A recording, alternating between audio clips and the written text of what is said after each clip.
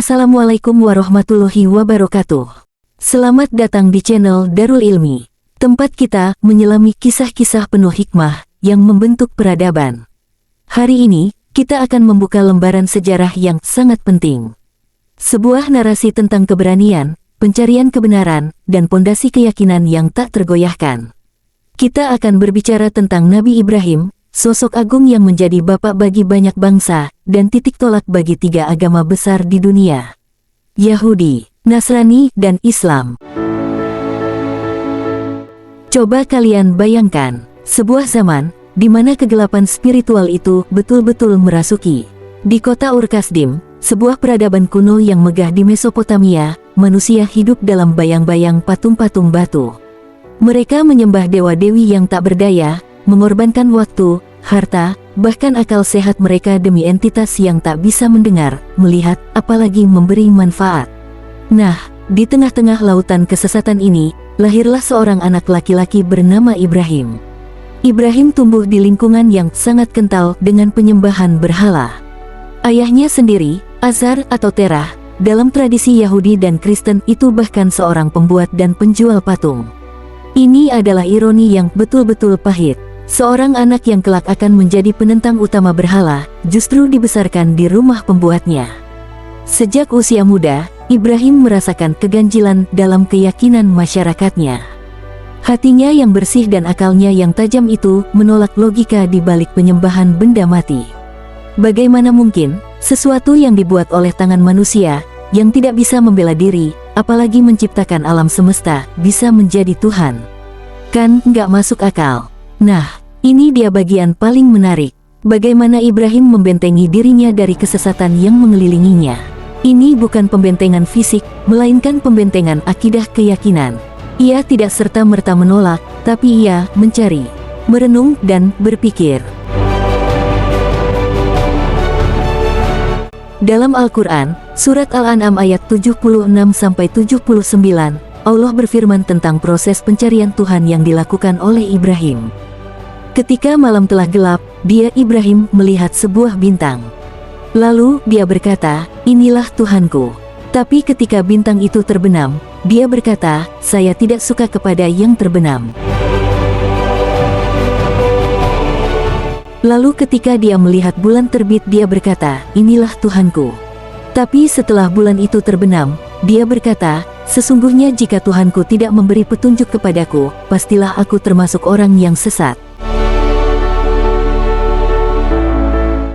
Kemudian ketika dia melihat matahari terbit, dia berkata, "Inilah Tuhanku, ini lebih besar." Tapi ketika matahari itu terbenam, dia berkata, "Wahai kaumku, sesungguhnya aku berlepas diri dari apa yang kamu persekutukan. Sesungguhnya aku menghadapkan diriku kepada Tuhan yang menciptakan langit dan bumi dengan cenderung kepada agama yang benar, dan aku bukanlah termasuk orang-orang yang mempersekutukan Tuhan." Quran Surat Al-An'am ayat 76-79. Inilah puncak dari pemikiran rasional Ibrahim.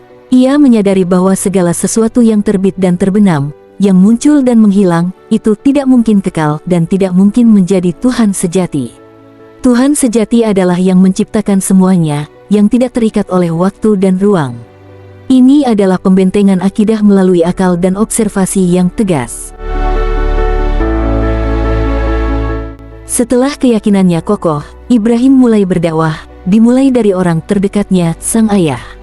Dalam Al-Quran Surat Maryam, ayat 42-45 diceritakan dialog Ibrahim dengan ayahnya.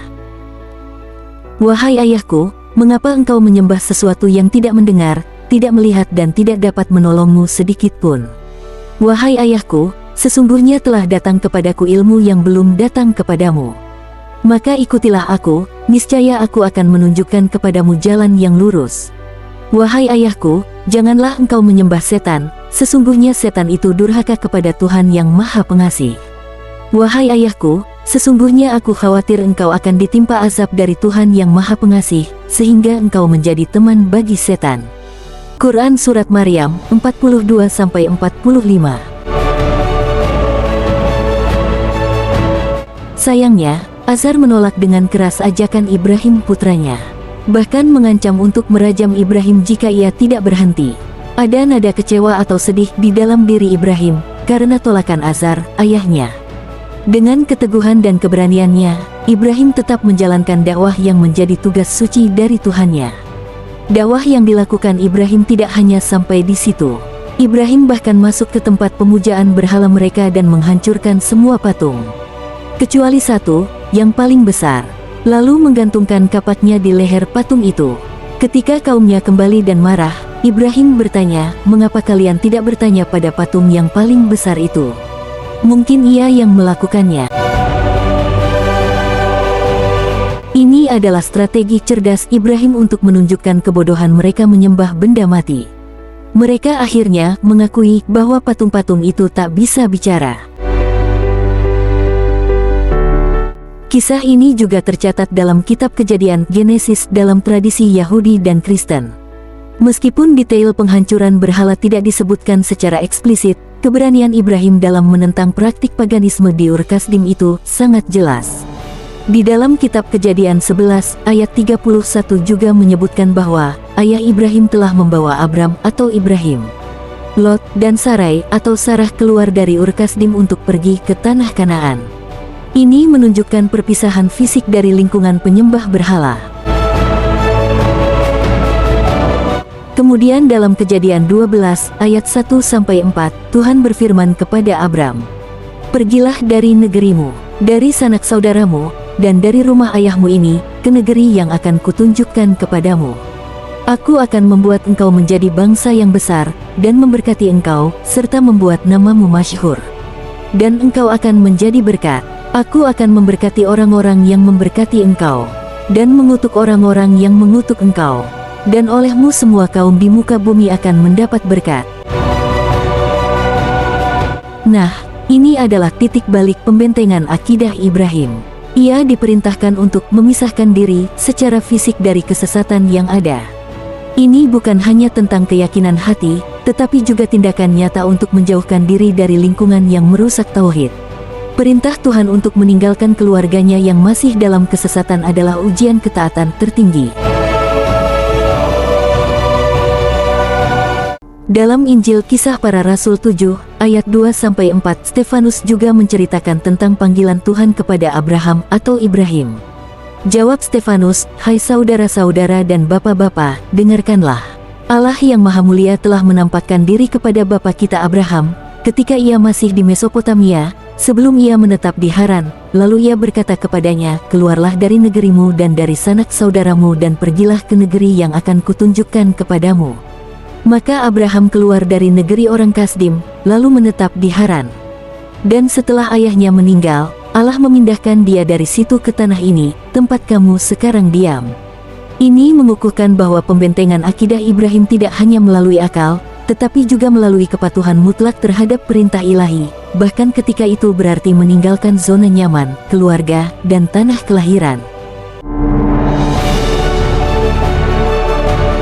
Dari keseluruhan uraian pada video ini dapat kita simpulkan bahwa warisan Ibrahim adalah fondasi tauhid. Sehingga, dapat kita katakan bahwa kisah Nabi Ibrahim ini bukan hanya tentang masa lalu. Akan tetapi, warisannya, yaitu ajaran tauhid atau keesaan Tuhan, terus hidup dan menjadi fondasi bagi miliaran umat beragama di seluruh dunia, baik bagi umat Islam maupun kaum Yahudi dan Nasrani. Bagi umat Islam, Ibrahim adalah Khalilullah, artinya sahabat Allah. Teladan sempurna dalam ketundukan dan ketaatan. Ia adalah leluhur Nabi Muhammad dan pembangun Ka'bah, kiblat umat Muslim. Bagi umat Yahudi, Ibrahim adalah Abraham, bapak bangsa Israel, nenek moyang mereka, dan orang pertama yang mengadakan perjanjian dengan Tuhan. Kisahnya menjadi dasar dari perjanjian dan janji-janji Tuhan kepada mereka. Bagi umat Kristen, Abraham adalah bapak orang beriman. Imannya kepada Tuhan dihitung sebagai kebenaran, dan melalui dia, semua bangsa di bumi diberkati melalui keturunannya, yaitu Yesus Kristus. Kisah Ibrahim adalah bukti bahwa satu individu, dengan keyakinan yang kuat dan akal yang jernih, bisa mengubah arus sejarah. Ia adalah mercusuar tauhid di tengah lautan kegelapan, dan kisahnya terus menginspirasi kita untuk selalu mencari kebenaran, membentengi diri dari kesesatan, dan senantiasa berpegang teguh pada Sang Pencipta yang Maha Esa. Semoga kisah ini memberikan inspirasi dan memperkuat keyakinan kita semua. Jangan lupa subscribe, like, dan komen. Sampai jumpa di episode selanjutnya. Wassalamualaikum warahmatullahi wabarakatuh.